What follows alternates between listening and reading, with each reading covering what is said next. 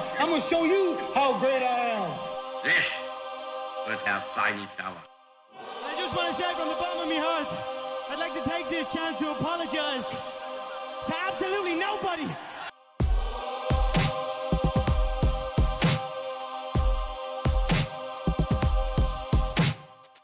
Hello, and welcome to How to Take Over the World. This is Ben Wilson. Today we are talking about Coco Chanel, the world-famous fashion icon, designer, and entrepreneur. She's one of the most successful and impactful entrepreneurs of all time. She revolutionized what women wear, and she created one of the most successful products of all time in her perfume, Chanel No. 5. This despite growing up in the worst circumstances potentially that I've ever read about in one of these figures. She came from no money, no wealth, no connected, influential family at all. It's genuinely an amazing story. So let's get into it. This is the life of Coco Chanel. If you want to take over the world, it helps to look the part. And so you, my dear listener, need to be in the gym. You need to be working out. And there's only one supplement that I have taken that has actually helped me to put on muscle, and it's creatine. It really, really works. It's one of the most tested supplements in the world. And I recommend instantized creatine from Gains in Bulk. It's the only creatine that is fully water soluble. So it completely dissolves in water and it gives you the results of muscle endurance, strength, and size without the bloating and water retention that you can get from some other creatines. So use the link in the show notes and use code BEN to get a discount and support the show. I drink it every day. Try it out. You won't regret it. That is creatine from Gains in Bulk. There are a dozen versions of Coco Chanel's childhood, but let's start with the true one. Her father was a wandering salesman, a peddler. He and Coco's mother were not married when she was born. He was a rolling stone. He would come home just long enough to impregnate Coco's mother and then leave again.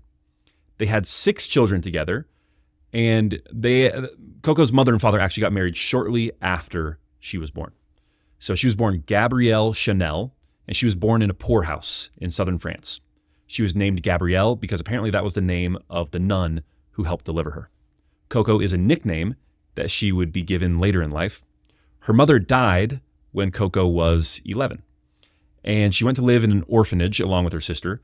The orphanage was divided between those whose parents supported them, gave a little bit of money to the orphanage, and those who did not. And since her father was nowhere to be found, he had emigrated to America to start a new life at this point, she was one of those who was not supported. Okay, so she's like kind of in the lower half of the orphanage. So she's literally from like the lowest of the low. She's an illegitimate orphan from a lower class family in the neglected wing of the orphanage. Okay, you really can't grow up poorer than that, at least not in France at this time. And this is the late 1800s. Chanel is born in 1883. So she has this incredibly rough upbringing. She doesn't go to a proper school, although of course she does learn the basics of reading, writing, and mathematics. And as fate would have it, she learns to sew at this orphanage.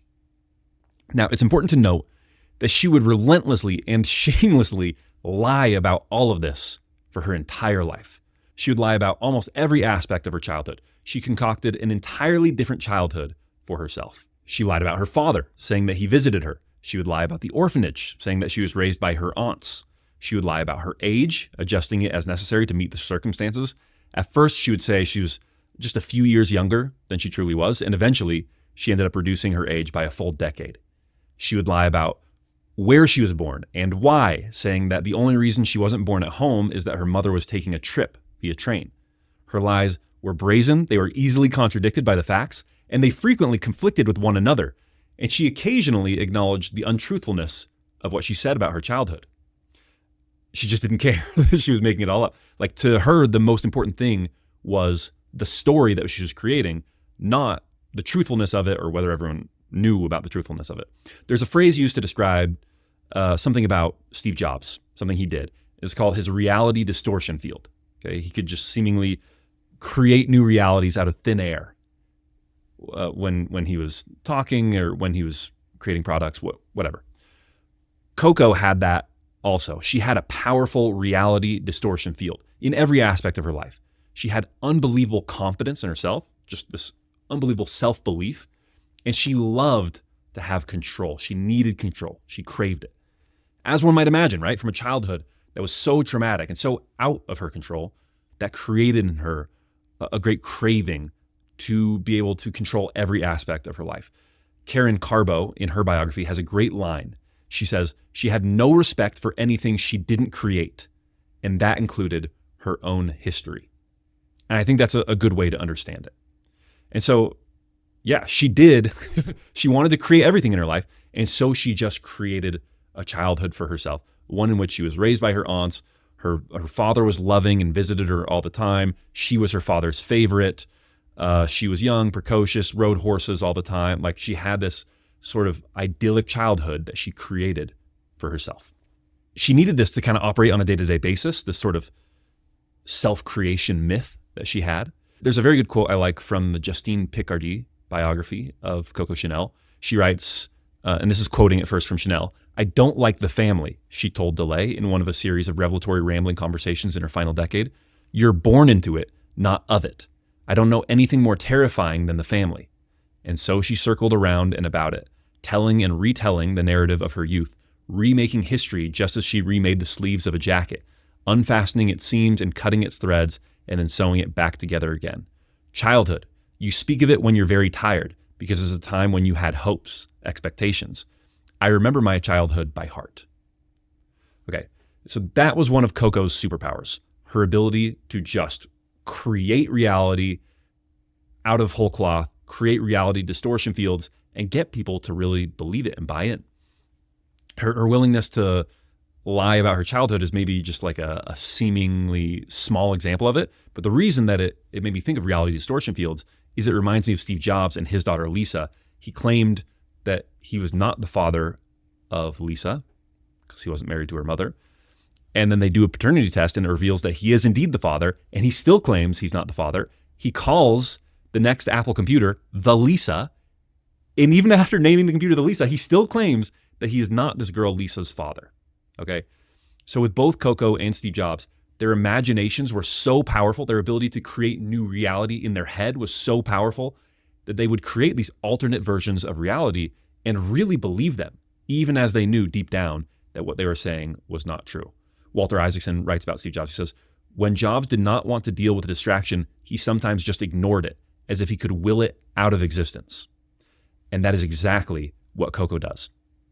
Again, I know right now we're just talking about lying about her childhood, but obviously this would serve as a crucial skill in her career.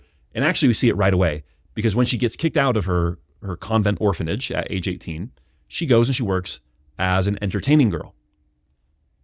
Like basically she goes and works in this kind of resort town where there are all these bars, and she's like a barmaid. She sings a little bit. She entertains the men. She talks with them. She does a little serving. And she's not particularly pretty. She's got a slight boyish figure, a sort of bulldog face. Not that she's ugly. She's not ugly, but she certainly isn't like a remarkable standout beauty, someone who can get by on just her looks. No one was coming up to her and saying, Coco, you should really be a model. Okay. So she doesn't have amazing looks that she can rely on. And she also can't really sing. Okay. Her voice is kind of hoarse, and she can carry a little bit of a tune, but she doesn't have anyone's idea of like an opera singer voice. But that doesn't matter to her. She's just creating her own reality. So through the force of will and just personal magnetism, she succeeds as an entertaining girl. Not as an actual singer, but someone who sings a little bit and otherwise kind of slinks around clubs, socializes with the men, makes them feel comfortable. This is actually where she gains the name Coco Chanel. Because remember, she's born Gabrielle Chanel, but they call her Coco because there are only a couple of songs that she can actually sing. And so she really relies on those because she's not a great singer. And one of them has Coco in the name, so she becomes Coco Chanel. Though, of course, she lies about this and says that her dad used to call her Coco as a little girl, as like a little pet name. And look, her doing this, being sort of an entertaining girl in this resort town, she's not a prostitute, but she's not that far from it either. And she's doing what she needs to do to get by. That is a kind of hallmark of Coco Chanel. She had a very strong survival instinct, which sometimes landed her in hot water. So again, I say she's not a prostitute, but she's not that far from it. Eventually, she does end up as a mistress, as the second string mistress of a rich young playboy named Etienne Balsan. He's the heir to this really vast manufacturing business. And so he doesn't really have to work. He can kind of do whatever he wants. And he basically raises horses and plays polo full time on his country estate, where he installs Coco as his second string mistress. So he's got at least one other mistress. And it's interesting. It kind of tells you the survival instincts and the charisma of Coco, that this other mistress is kind of first stringer. She is like a world-class model and beauty. Okay, she's internationally famous for her beauty. So that's his like mistress number one. Number two is Coco. And how does she kind of get her way in to this guy's good graces if she's not so beautiful? She doesn't have this amazing singing voice. She's not famous. Like, what does she have? Well, one thing is she really did actually learn to ride horses at this orphanage. And he really loves horses. Like, again, he's an heir. He doesn't really have to worry about working. So he's just playing polo and riding horses all day. And Coco loves horses. And so she can ride really well. She's active. She's fun. She's witty. She's sharp.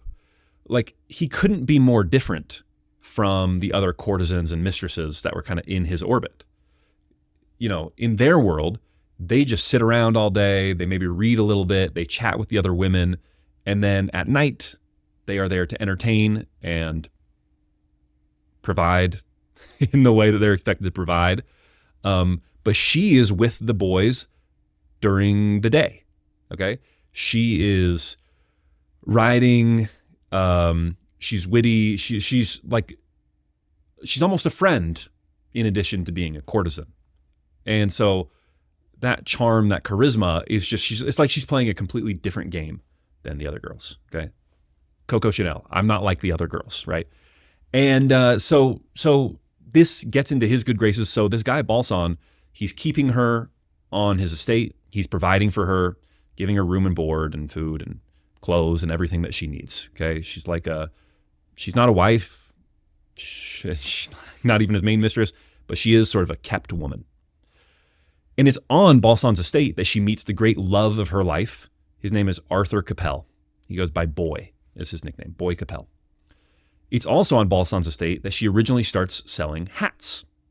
At the time, women would put their hair up into these elaborate updos that were structured and would have like things in them to hold them up.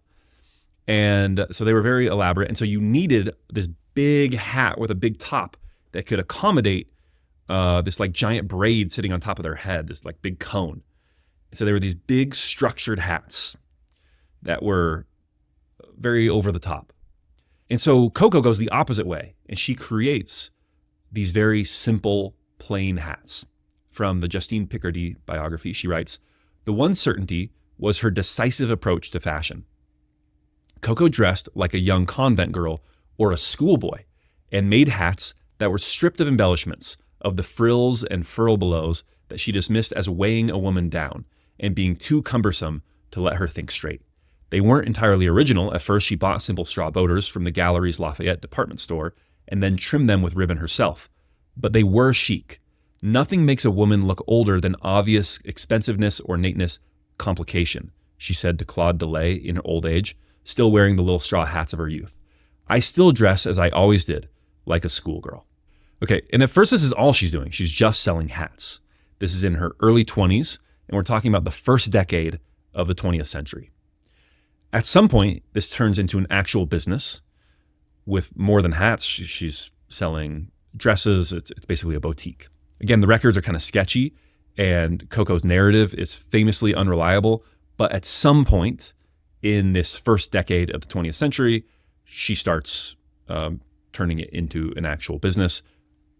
She's selling different articles of clothing, but the hat is the main thing for her at first. So Karen Carbo, in her biography, writes, "A hat made by Chanel was so basic it was shocking. She bought flat-topped straw boaters in bulk from the Galleries Lafayette department store, which she trimmed herself with a single plume or silk flower. They sat straight on the head, no pompadour hair frame supports necessary. Their simplicity made them eccentric."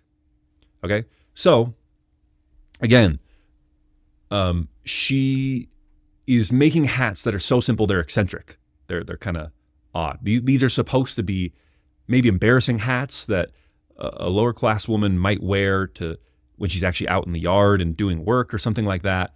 But these were not supposed to be fashion statements, but she makes them fashion, okay? And she's using her unique persona to attract attention and sell wares because she's got this glamorous, interesting life, right? That she's palling around with some of the wealthiest men in Europe and getting into their good graces, right? And living this life that is not only interesting and glamorous, but very modern because she's an unmarried woman. She's got this business life. Like it's very forward-looking and forward-thinking. Again, from Carbo, she writes, word had gotten around that Balsan was involved with the strangest young thing, neither of good breeding nor traditional sexed-up courtesan appeal. The women attached to the men in Balsan's crowd showed up at Chanel Modes, that's her store, to check out his petite amie, that is, his little love, her. Chanel was a curiosity, a unicorn in their midst, and she was more than happy to parlay her then idiosyncratic look into customers. Ladies came to stare and left with a hat or two. Okay? So, again, she is kind of the product to a certain degree. And the hats really wouldn't work without Chanel, the person. Okay. So first it's hats. Then she establishes a real boutique and initially starts selling classed up leisure wear. She's almost the Lululemon of her day. That's not quite the right analogy, but most women's clothing was structured and difficult to put on and difficult to maneuver in. But Chanel was a prophet from the future, showing women not just a new style of clothing, but a new way to live. And that included being active, doing what the boys were doing, riding, walking, moving. You can really think of it as like a new way of life, like sort of an athleisure way of life, right? What does Lululemon and all those sorts of brands, all the athleisure brands, what do they say about a person? They're active. They're doing yoga in the middle of the day. They, right? They live sort of this unified, active, interesting lifestyle. Okay. Well, Chanel was also a new way of life, one that kept up with the boys, at least to a certain degree. And she used jersey fabric, okay, which is this overlooked fabric. It's considered low quality. It was mostly used in undergarments. And modern women's fashion was really born with this novel use of jersey fabric. And it's really difficult to disentangle the birth of the modern woman with the birth of modern women's fashion. As Chanel would say, fashion is not just dresses. Fashion is in the sky, in the street. Fashion has to do with ideas, the way we live, what is happening. And what was this new modern woman to be like? She wasn't just there to be looked at. Chanel would say, one shouldn't spend all one's time dressing. All one needs are 2 or 3 suits, as long as they and everything to go with them are perfect. Okay? A couple other good quotes about sort of this new modern woman. She says, style is knowing who you are, what you want to say, and not giving a damn. All right? So it is like a more confident, assertive woman than would have been normal, certainly in the 19th century, right? She also said, how many cares one loses when one decides not to be something, but to be someone, all right? So she's really trying to empower herself and women with this new style of dress. The idea is, I'm deciding. I'm not just plugging into society and being an object to be looked at and appreciated by men. No, I am someone. I'm not just something, I'm someone, and I'm deciding who that someone is, and I'm sticking to it. So that confidence, that assertiveness was really distinctive of Chanel and what she represented of this sort of new modern woman. However, the irony here is at this point, she is still being underwritten by her male companions, especially Boy Capel. So she's kind of transferred from Balsan to Capel, and Capel becomes the main love of her life. They start living together. She is his primary mistress. He eventually gets married while Chanel is still his mistress, and she becomes like friends with his wife. She kind of acknowledges Chanel's place in his orbit. He needed, he really had pretensions of being a great man, and so he needed a traditional aristocratic wife. So he goes and gets one, but she really likes Chanel. Chanel really likes her. So it's this very odd menage a trois that goes on between the three of them. But like I said, at this point, she's got this new idea of what a modern woman is and how she should dress, but she's still being supported by Boy Capel. But of course, she wants to change that. So let's see how she parlays this into major business success. First, I want to give a quick shout out to Van Man. The first thing I do after I shower is throw on some beef tallow and honey balm. I live in the desert, so it keeps my skin from drying out. It works better than any synthetic lotion that I've ever tried, and it doesn't contain all those synthetic ingredients that are going to disrupt my endocrine system and negatively affect my health in the long run. I also love their deodorant. I wear it every day. I love their sunscreen. They just have a ton of really good products that I really believe in. So protect your health, protect your family, try products from Van Man, and use code TAKEOVER10 at checkout to get 10% off and support the show. Okay, so let's establish where we are. Chanel has a relatively successful boutique in northern France. It's still being supported by her boyfriend, Boy Capel, who is the great love of her life. Her business is located in Deauville, which is a seaside resort town in northern France with a casino. So she's basically selling to rich women, mostly French, on vacation. World War I was a big boon to her business because during wartime, women don't want these big poofy dresses and difficult contraptions. They want elegant simplicity, and they need staples that they can travel with as they are moving, fleeing the front line. A lot of them were active in the war effort, serving as nurses, serving in different capacities. So World War I is huge for Chanel and kind of growing her business. Over the coming half decade, the business rapidly grows to the point where not only is she not being supported by Boy Capel, but she can actually pay him back for everything that he has given her, which he actually resents a little bit. He's like, hey, I thought I was giving you a hobby to keep you happy and keep you around, but now you're independent from me. This isn't what I wanted at all. But yeah, she's really successful. And so she pays him back. She has her own business now. In 1918, she has enough money to buy a building in Paris and open up a store just a block from the Tuileries Garden. It's still there, by the way, the flagship Chanel store. It's on 31 Rue Cambon in Paris. So that is a big step for her. Now she's got a boutique in Paris. So business is growing. She's at kind of the center of the fashion world, obviously is Paris, especially at the time, even today. And in 1921, she releases one of the most successful products of all time, Chanel No. 5. And as with all things Coco Chanel, the reason that it is called No. 5 is subject to many different stories and interpretations. According to one story, probably the most likely, she was given 20 different perfumes by her perfume maker to test, and she liked No. 5. So it's just Chanel No. 5, and they called that. And I think maybe she just understood the arbitrariness of calling it something, instead of just calling it Chanel perfume, Chanel No. 5, added like mystique and mystery and made people interested in it. I don't know. According to another story told by Chanel, it was because the number 5 was her lucky number. She loved it. And the fragrance would be released on May 5th, the 5th day of the 5th month. So it's just the association with the number 5. She wanted that because she thought 5 is the best number and her lucky number. Whatever the reason for the name, it was totally revolutionary. Most perfumes up to that point produced the smell of a single flower. Okay, so you have a perfume that smelled like a particular rose or an orchid or something like that. This was the first major perfume to combine various natural and synthetic smells to create a genuinely unique fragrance profile. The initial marketing strategy is to not market it, but rather to make it selective and difficult to get. So she would just have a couple small little vials around her store in Paris, and Chanel would give away bottles to her society friends, the rich and famous women of Paris, and she would spray it around the dressing room of Chanel. And initially, if you asked about it, the answer was, well, it's not for sale, but yes, we made it. And if you're a good customer, here, have a bottle. And this created this craze, like it's a sort of mania around Chanel No. 5. In fact, a large marketing campaign wouldn't be run for Chanel No. 5 for over 20 years. Exclusivity was the marketing strategy.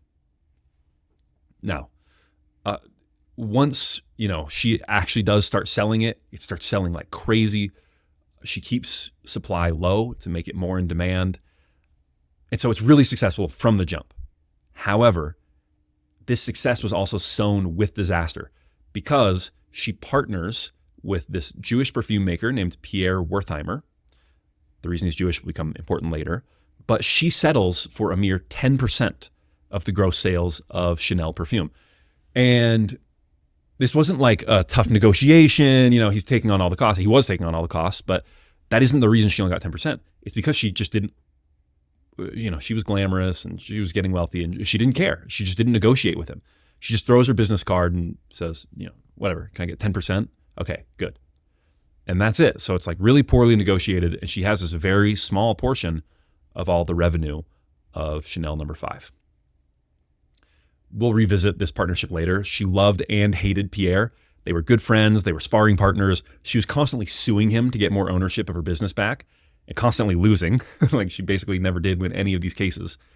By 1928, Wertheimer had hired a lawyer whose full-time job, all he did was just deal with Coco Chanel's lawsuits against him.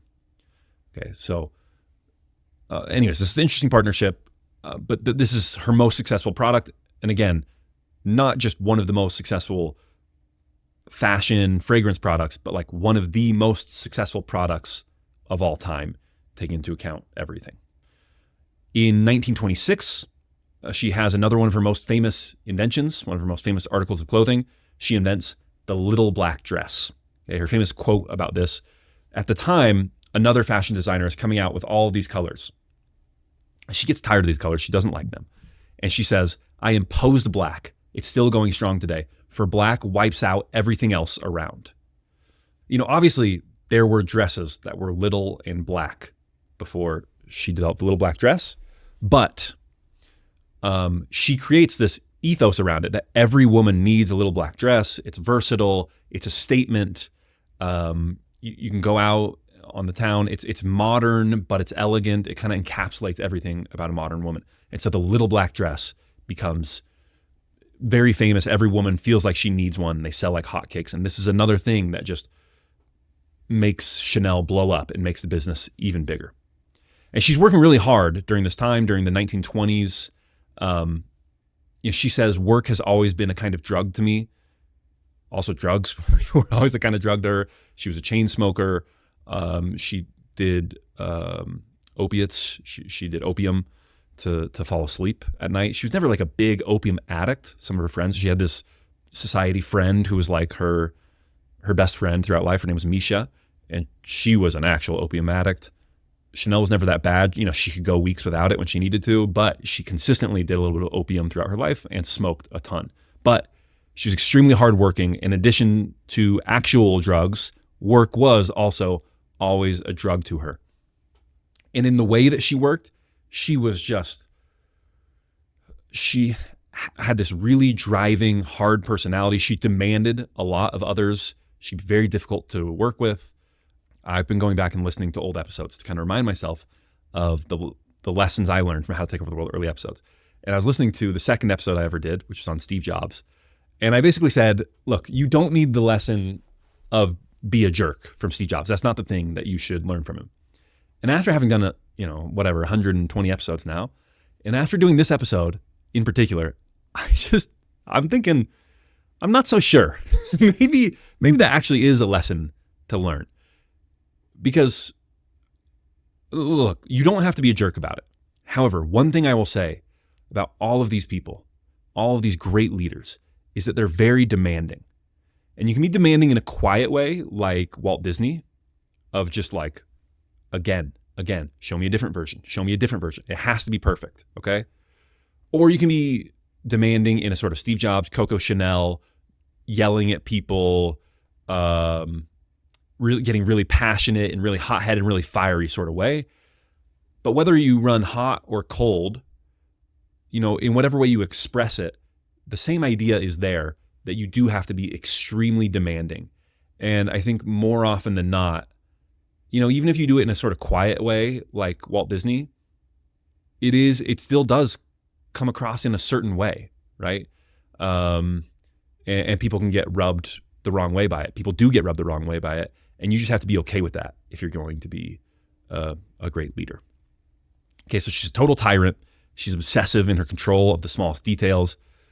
Again, another thing, I was just thinking, I guess because I listened to this episode, about a lot of similarities between her and Steve Jobs. One similarity is that Steve Jobs could program a little bit.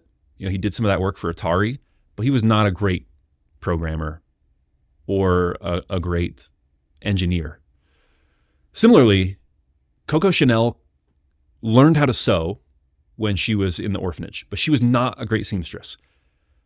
And every great leader knows the details of their business. Some of them are excellent at those details, like Napoleon, who was just great at positioning a cannon, right? He could be a great general, or he could have been just like a little corporal and was great either way. John D. Rockefeller, same way. Whether he was functioning as a CEO or as a low-level accountant, he was great. He was a phenomenal accountant and businessman from the high levels to the low levels.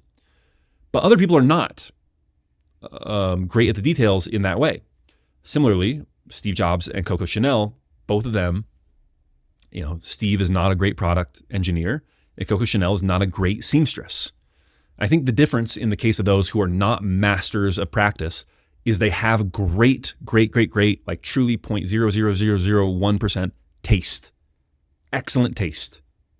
And they still knew enough to know what they were talking about. Okay, so Chanel knew how to sew. So when she was talking to her seamstresses, she knew what she was talking about, right? Same thing with Steve Jobs. Like, he knew how to program. He knew how consumer electronics were built. He could build a computer, even though he wasn't a great engineer. So he could talk and speak the same language as his engineers. So whether it is fashion or technology, you do need to be able to speak the language of your employees, even if you are not going to be great at what they do. Okay? You can be a great accountant like John D. Rockefeller, but if you're not, then you at least need to know enough to speak that sort of language, and you need to then have great taste so that you can say what is good, what is bad, what's going in the right direction, what's going in the wrong direction. Okay. So that's her in the 1920s. The business is growing. In the 1930s, it continues to grow. She's still kind of fashion icon.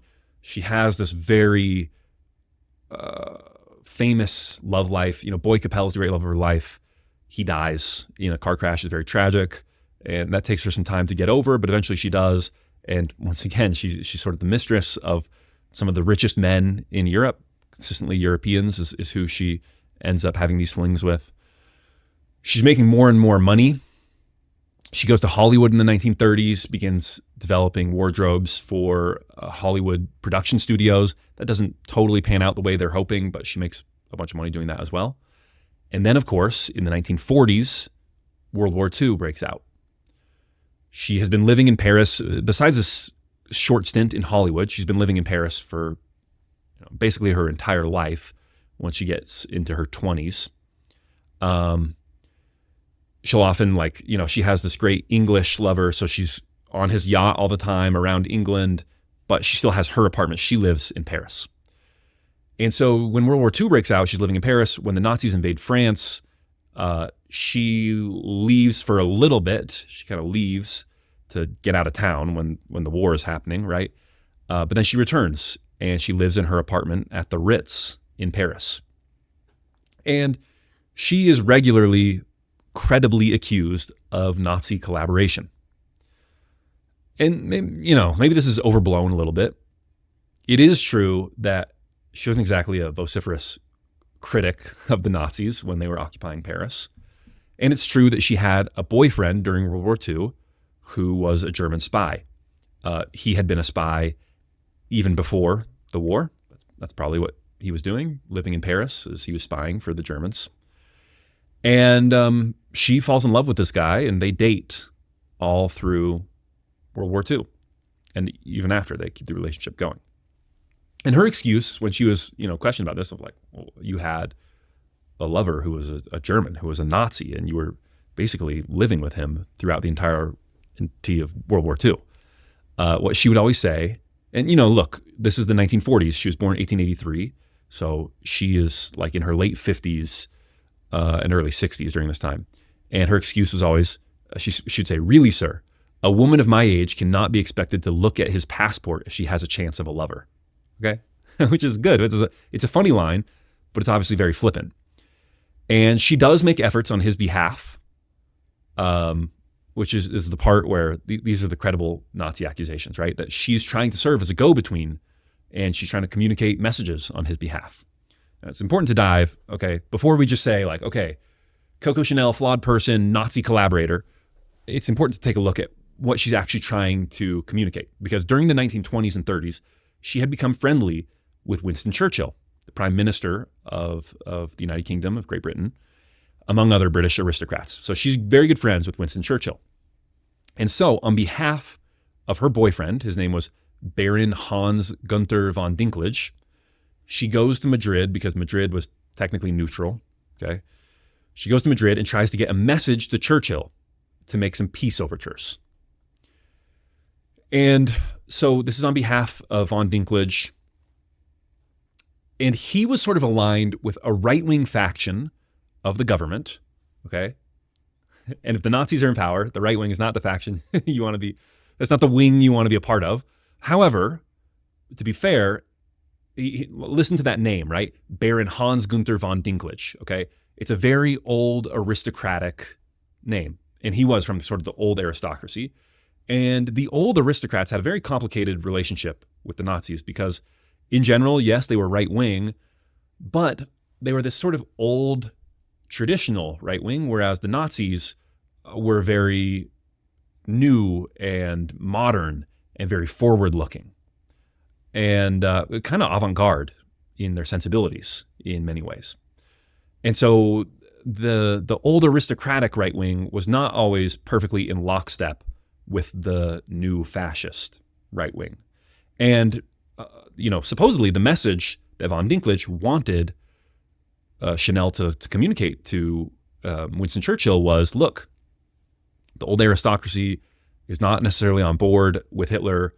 We're willing to eject him and get a new leader if we can have some peace. So it's this peace overture on behalf of this sort of fifth column within the Nazi government. There's no good evidence that Churchill ever takes this proposal very seriously. I mean, maybe, it's an avenue he should have pursued, but it's hard to really negotiate with people who aren't actually in charge. Okay. So he doesn't take it very seriously. I don't know how realistic these accusations of Nazi collaboration are. To me, that's not that damning. What is a little bit more damning is, okay, so she's got this Jewish business partner, Pierre Wertheimer.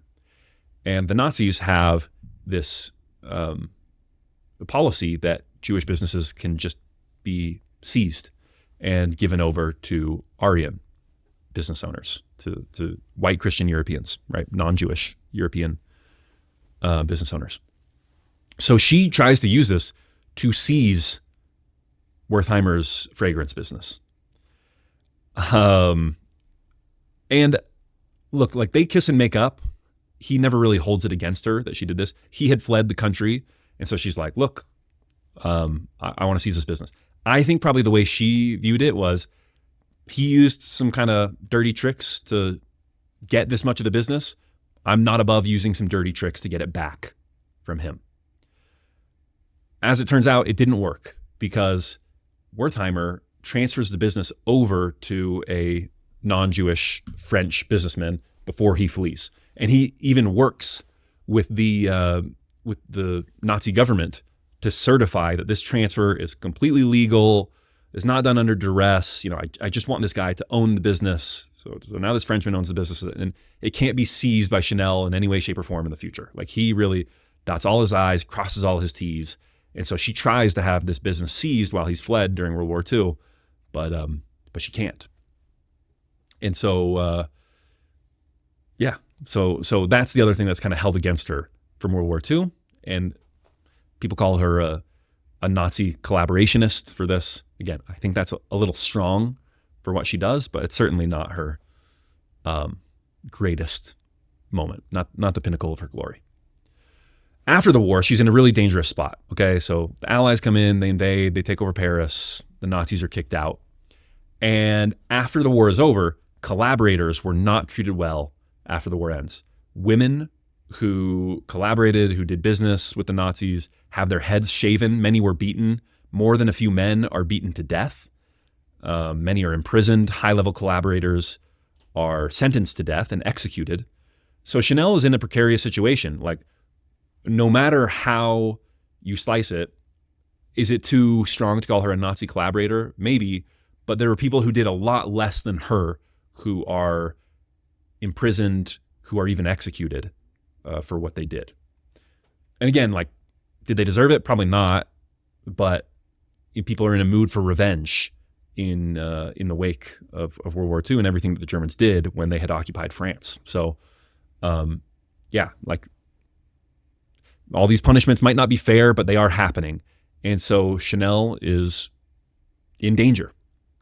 So in this tumultuous environment, she offers free Chanel No. 5 perfume to occupying soldiers. And these American British soldiers are ecstatic. They're crowding around her shop to gather bottles for their wives and girlfriends back home. She does this for just a limited amount of time, but she does it at the perfect time.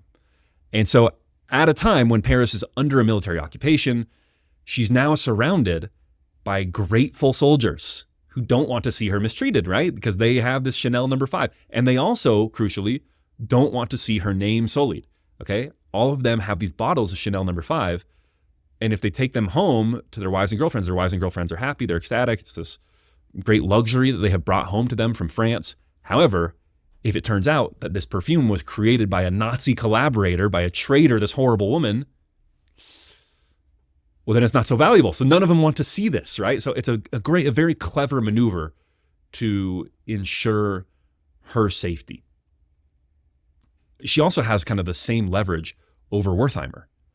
Like, there's this potential that they could fall out and he could accuse her of Nazi collaboration and try and seize the rest of the business from her. And okay, but he doesn't want any of that because he realizes that his business is contingent on her reputation. So even though she tried to seize his business during World War II, he never seeks any revenge. He's like, look, he's an interesting character. He's basically like, look, I kind of get it. Let's just let bygones be bygones. I'm never going to accuse you. And let's just, this partnership is working. Let's keep it going. They do actually renegotiate it, and they get a new deal. Basically, he pays for all of her living expenses, and she's able to get a little more money out of it. But it largely stays the same deal, and they continue to partner. Having said all that, even though she kind of carves out this island of safety for herself, she still doesn't want to rely on the good graces of the French government in the wake of World War II. So she had shut down her clothing business during, actually right when World War II starts. And then she flees to Switzerland after the war, which has been neutral and where potential collaborators couldn't be, extradited and tried. So after World War II ends, she just, for a number of years, lives in Switzerland. And Wertheimer continues to sell Chanel No. 5. She's making tons of money. She's making $25 million a year. Okay, she's becoming the richest woman in the world. But she's not running her business anymore. She's really doing nothing except for hiding out in the hills of Switzerland and living with Von Dinklage and just kind of biding her time.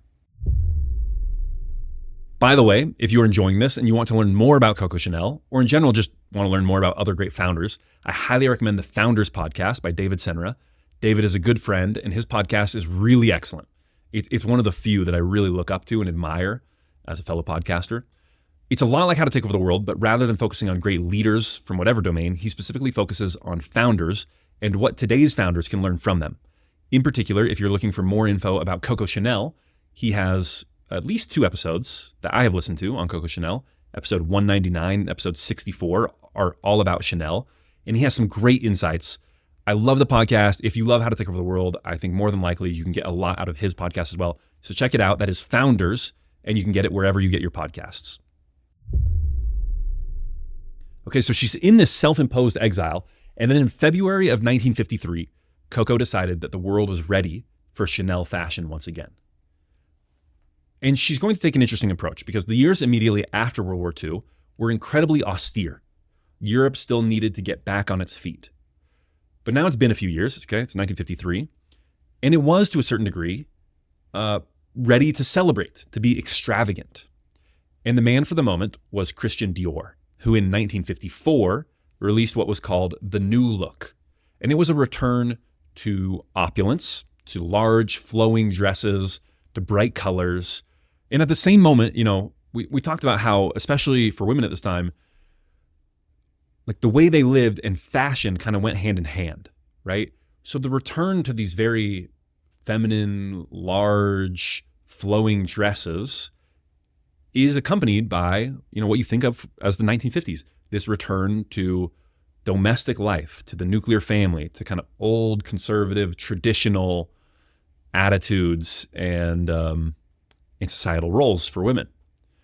So at the same time that this is happening, society is really moving in this direction, and Dior is really encapsulating it in the dresses that he is creating. Chanel went back to what had always worked for her, what she had always believed in, which was plain, sleek, modern clothing, forward-looking and like almost austere in its simplicity. And so she releases this in 1954, and it is a complete flop.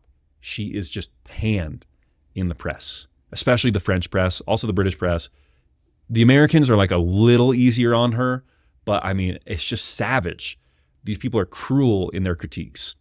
They call it a flop. They call it a fiasco. They call it a blunder. Like, people just think she couldn't read the room. She's way off.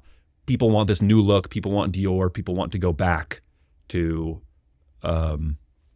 just pretty, flowing, decorative, bright, colorful, happy, feminine dresses. And Chanel is kind of sanguine about this reception. She tries to look on the bright side, and she's right. She says, look, I'm glad I'm being taken seriously, okay? Because if, I was just coming out of retirement and no one respected me, no one thought I was dangerous, then even if they didn't like my stuff, what would they say?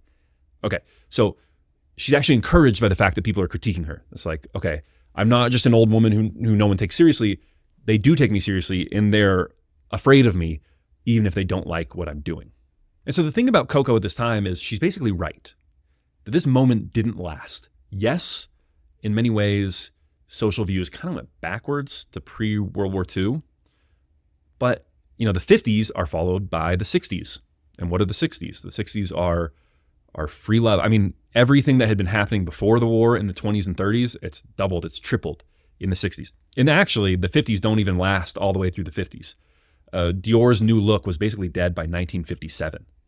And so, her response to this moment is just to persist.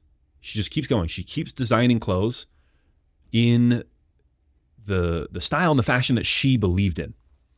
And everyone kind of comes back around in the late 50s and then in the early 60s. And so she really has success until the end of her life, both with Chanel No. 5 and her perfume, and with her boutique and her clothes and her fashion house. She dies in 1971 at the old age of 87, apparently due to fatigue and also maybe a drug overdose as well. So a few months before she died, she was quoted as saying, "I am not young, but I feel young. The day I feel old, I will go to bed and stay there. J'aime la vie. I love life. I feel that to live is a wonderful thing." Will go to bed and stay there is exactly what she did. She had a maid to help take care of her. And so she wakes up in the middle of the night and says, I can't breathe. And like I said, she often used opium to help herself sleep. And so she fumbles for her syringe to get her opium. And as she injects herself, she says, "You see, this is how you die."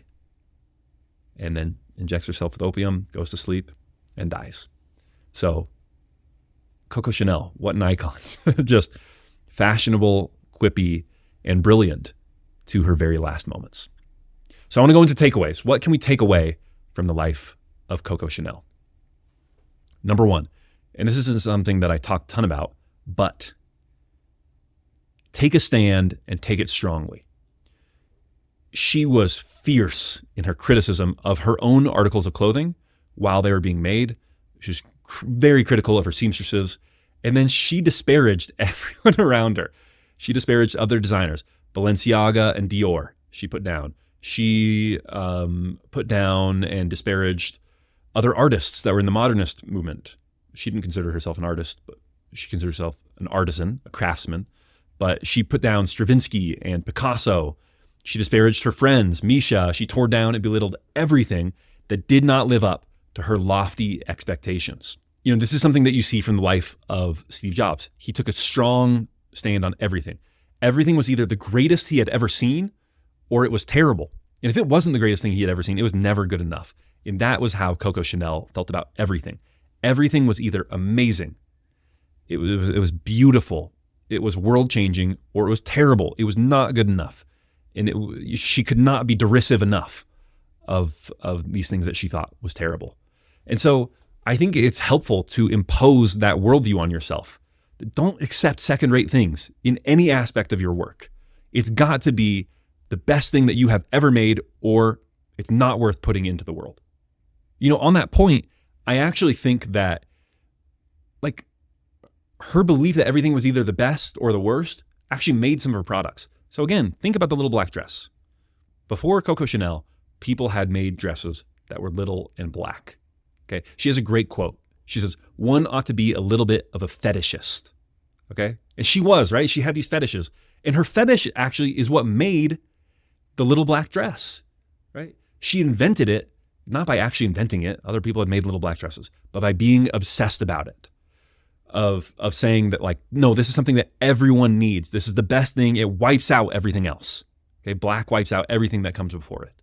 So that willing to be controversial, to say that everything is either the best or the worst, and to be a fetishist, to obsess about things, that is what created the movement that made Coco Chanel. Okay, number 2, focus. All right, she was amazing at her ability to focus. Okay, she could cut out things that weren't a part of her worldview that she didn't want to focus on, to the point that she could basically reinvent a life for herself.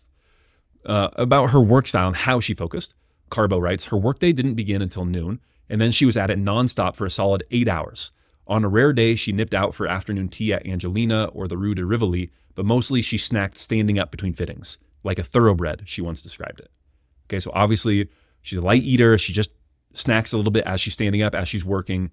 She is a very focused worker, right? She can take these long mornings to sleep in, to stay in bed. She's kind of slow getting started, but once she gets started, she's very, very focused.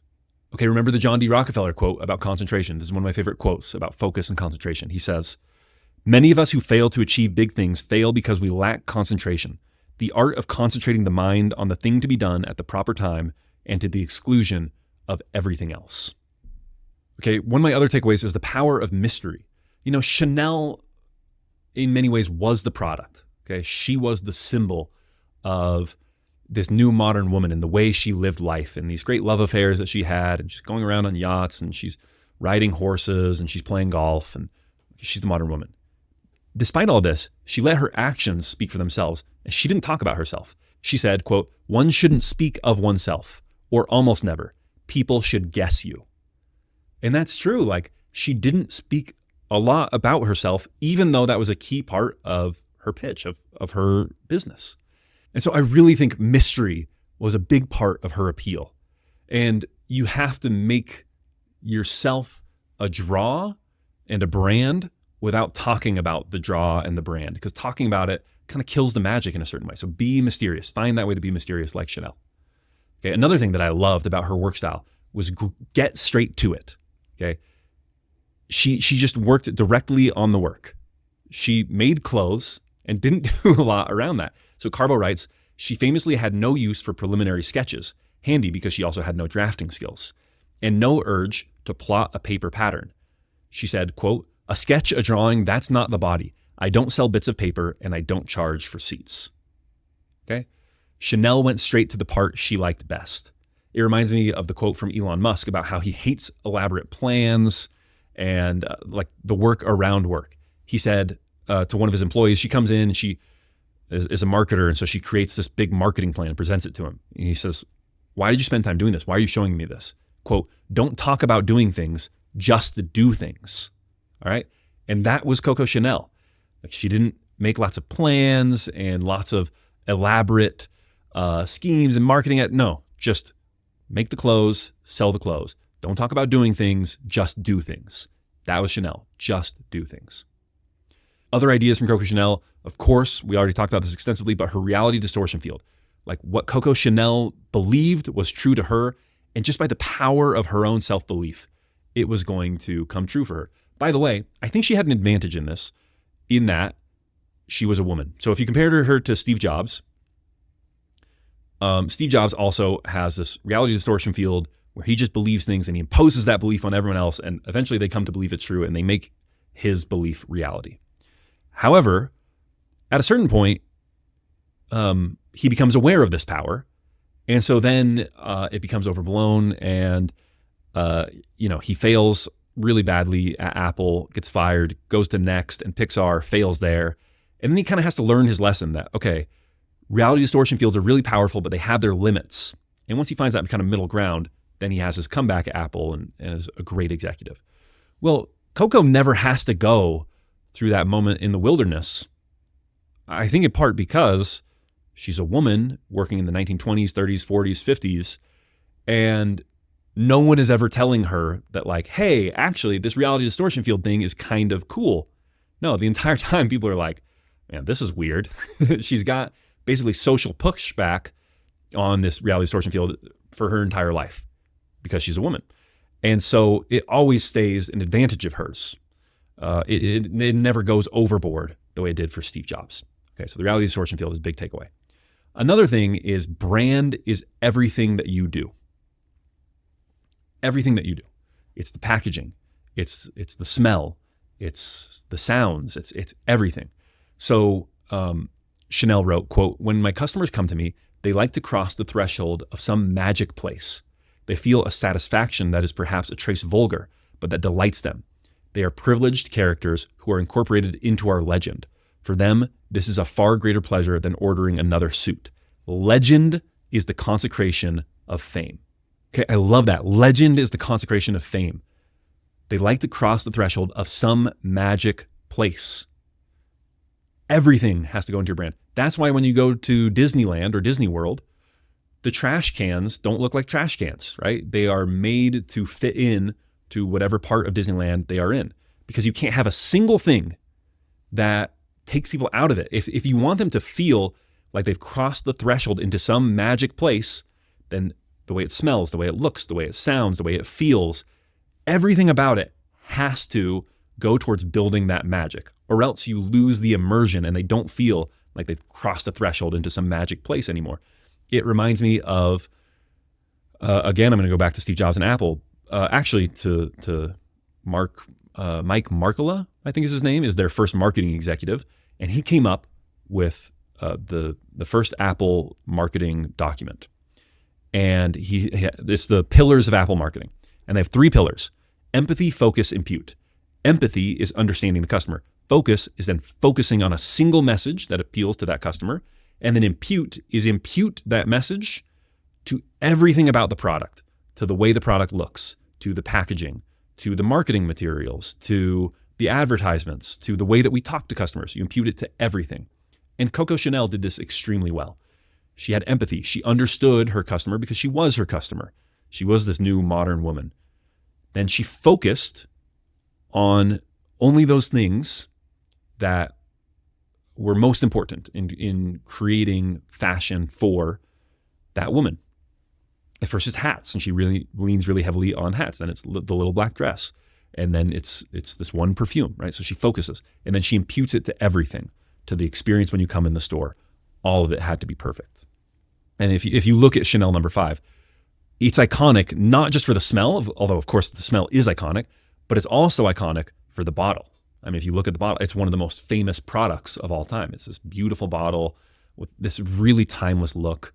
It's been the same since basically, I can't remember, 1925. They changed it one time. They changed the bevel a little bit, the edges. And then the stopper has changed a couple times, but basically the packaging is and the bottle is the same since the 1920s. Okay, so everything about it was perfect. And I think when you think about Coco Chanel, it's not just that experience, but she herself was part of the product. Everything about her life also needed to play into the Chanel brand. Okay, and she did that extremely effectively in terms of what she said, the quote she gave to the press, where she lived in the Ritz in Paris, how she dressed. Everything about her was larger than life, was Coco Chanel. So there you have it. Hers is a great story. I learned so much, and I hope you did too. So thanks for tuning in. If you are a premium subscriber, this episode is going to keep going. I'm going to go into some more of my endnotes into Coco Chanel as poet, because she's just one of the greatest most quotable people I have ever heard of. I love some of her quotes. So we'll do a few more endnotes. But if you're just a follower who's listening for free, then we'll end it here. Until next time, thank you for listening to How to Take Over the World.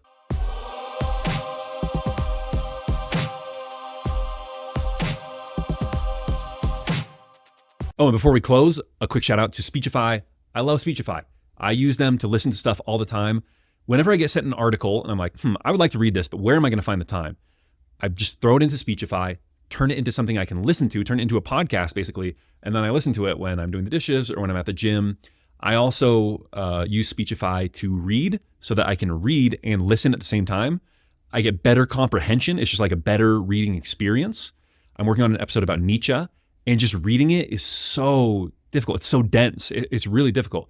But when I read it and listen to it at the same time, I find I'm just really able to understand it a lot better. So Speechify has really been helping me get through Nietzsche. So go check them out. Go to speechify.com/Ben. Use code Ben at checkout for 15% off Speechify Premium. You won't regret it. Thank you, Speechify, for sponsoring this podcast.